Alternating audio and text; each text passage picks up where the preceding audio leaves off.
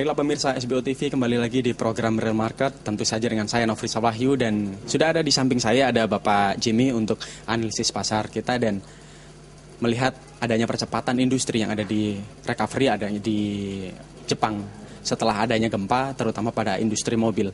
Tentunya hal ini akan berpengaruh sekali pada investasi, terutama pada dunia futures, dan salah satunya adalah indeks untuk di Nikkei sebagai industri yang menopang di Jepang.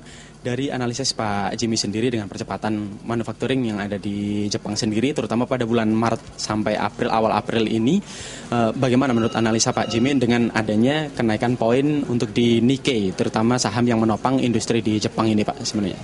Oke, saya pikir pengaruh dari gempa kemarin juga signifikan, hanya sekitar seminggu ya. Saya pikir Jepang adalah salah satu negara yang percepatannya unbelievable. Kita tahu dulu kena bom atom, kemudian recovery dan akhirnya menjadi negara maju. Dan saya pikir kenaikan ini adalah level tertinggi dalam 3 tahun belakangan, khususnya untuk bursa Asia ya. Nah, Nikkei sendiri kuartal kedua ini pelemahannya tipis, tapi kenaikan cukup signifikan. Nah, saya pikir kalau misalnya kita bicara analisis dalam waktu 1 bulan, 2 bulan ke depan, Nikkei akan menjadi superstar lagi nanti di bursa Asia selain Hang Seng yang mungkin sedikit bergejolak ya. Tapi saya pikir Nikkei menjadi akan superstar lagi di dalam sebulan 2 bulan ke depan.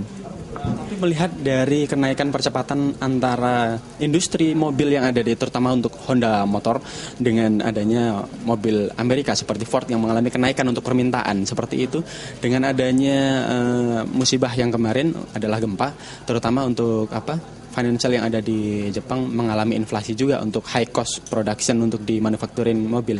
Apakah hal ini juga akan mempengaruhi nantinya untuk ke saham Nikkei? Mungkin investor akan harusnya harap-harap cemas seperti itu.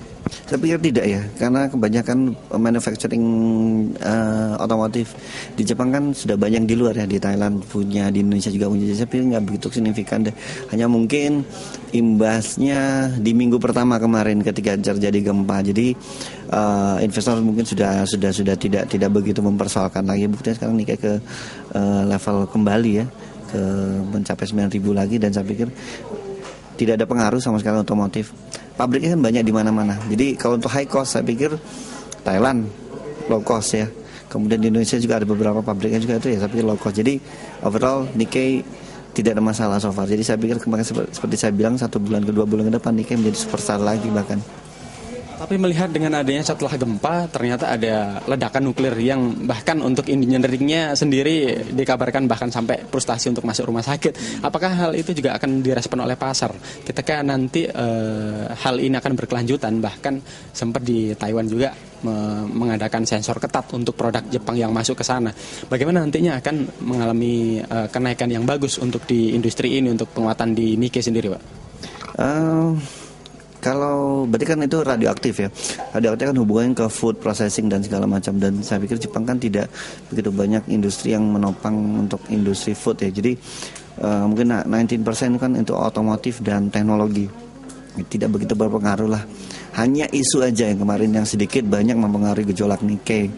Dan recovery cepat, saya pikir overall juga tidak akan banyak berpengaruh. Karena kan food yang kita takutkan, itu tidak banyak berpengaruh ke indeks Nikkei-nya. Karena otomotif dan teknologi yang nomor 1 di sana. Dengan analisis Pak Jimmy sendiri optimis bahwa Jepang akan bisa cepat merecovery dan diikuti oleh kenaikan harga saham indeks Nikkei-nya sendiri. Kira-kira untuk saham regional lainnya seperti Hang Seng, seperti saham Wall Street-nya untuk di Hong Kong seperti itu bagaimana sebenarnya Pak?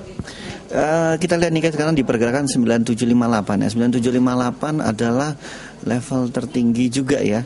Nah, kalau kita lihat dalam 1 bulan ke depan, bila mencapai 10.500 atau sampai 11.000, saya pikir Hang Seng juga akan ikut 25.000. Tapi stuck di sana, saya pikir Hang Seng. Tapi kalau untuk Nikkei, banyak level-level break yang nanti akan kita lihat dalam 1 bulan ke depan.